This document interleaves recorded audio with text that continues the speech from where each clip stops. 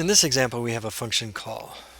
So starting with this curly brace here, the second one, through to here is the function, and this outer curly brace makes it a function call. So we're passing in true as x with a conditional that selects 1 or 2 based on that.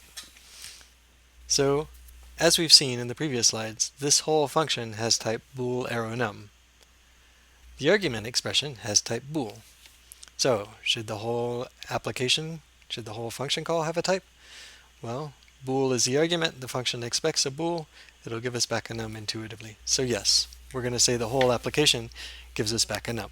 And in fact, when you run this, you get 1, and if I change this to false, you get 2, which corresponds to your intuition of what num as a type means.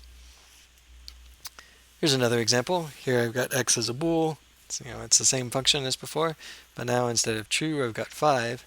This num does not match up with bool, so we can't give a type for this call, which corresponds to the fact that if you were to try to run it, you would get a not a Boolean error right here from if. How about 7 applied to 5? Obviously that's bad. And the reason it's bad is the type of 7 is num. It's not even an arrow. So it doesn't matter that this num matches up somehow with that num.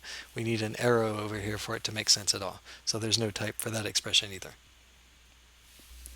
The general rule looks like this. When you apply expression E1 to E2, in some environment, E1 has to have a type and it has to be an arrow type, some tau2 to tau3. Expression 2 also has to have a type. That type, we don't care about its shape, but we do care that the tau2 is exactly the same as that tau2. And then if those things match, then you also take this tau3 and make it the result of the expression.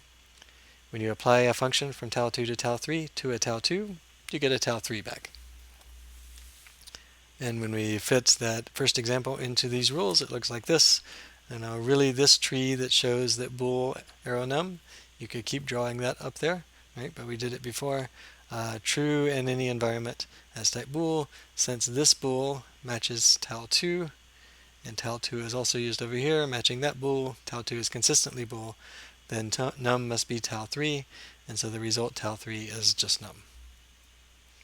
This expression doesn't work because tau2 is num here, and tau2 matches up with bool here, and tau2 can't be both bool and num, so it fails. And in this case, we don't even get as far as matching up the type with an arrow here. So this one fails as well.